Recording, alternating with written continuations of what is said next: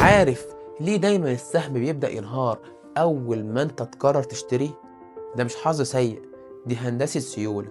في البورصة في حيتان شغلانتهم الوحيدة إنهم يدرسوا ردود فعلك العاطفية عشان يحولوا مدخراتك لأرباح في محافظها.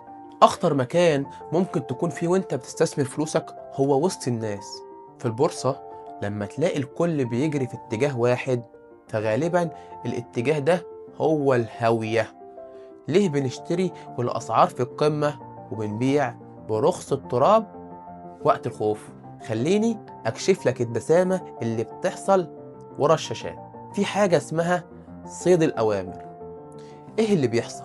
الخوارزميات الكبيرة بتعرف إن أغلب صغار المستثمرين حاطين أوامر بيعهم في نقطة معينة خوفا من الخسارة، والحيتان بيضغطوا السعر عمدا للنقطة دي عشان يفعلوا أوامر البيع بتاعتكم كلها مرة واحدة.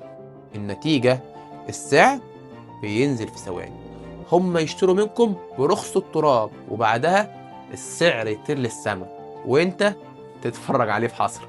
انت كنت مجرد سيولة خروج لعملية تداول احترافية.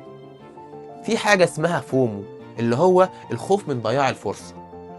التجربة الواقعية بتقول شوف اللي حصل في طفرة العملات الرقمية ولا أسهم ميم. الناس بتدخل تشتري لما السهم يكون عامل 500% وهو بيطلع، مش لأنهم فاهمين الشركة، لأن جارهم كسب. الحقيقة المرة إن الحيتان وكبار المستثمرين بيستخدموا زحمة الناس دي كسيولة خروج.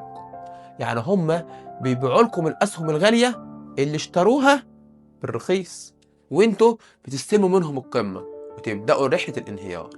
في البورصة الإجماع هو عدو الأرباح.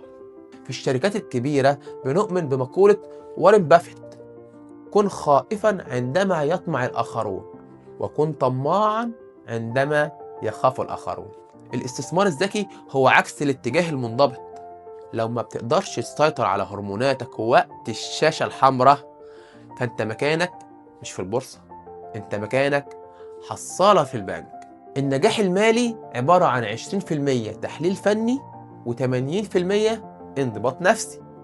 احنا لازم نتعلم ان الذكاء العاطفي المالي اهم من التحليل الفني. المحترف ما بيجريش ورا الشمعة الخضراء ويطمع، ولا بيترعب من الشمعة الحمراء ويخاف. عشان تكسب لازم تشتري اليأس وتبيع النشوة. لو لقيت السوشيال ميديا كلها بتتكلم عن سهم واحد اعرف ان ده وقت الهروب مش وقت الدخول. سؤالي ليك النهارده، هل انت اللي بتحرك محفظتك ولا خوارزميات الحيتان هي اللي بتشد خيوط اعصابك؟ طب هل اخر سهم اشتريته كان بناء على ارقامك الخاصة ولا عشان سمعت انه طالع؟ انا مصطفى شحاتة ودي دقيقة من قلب سيكولوجية المال.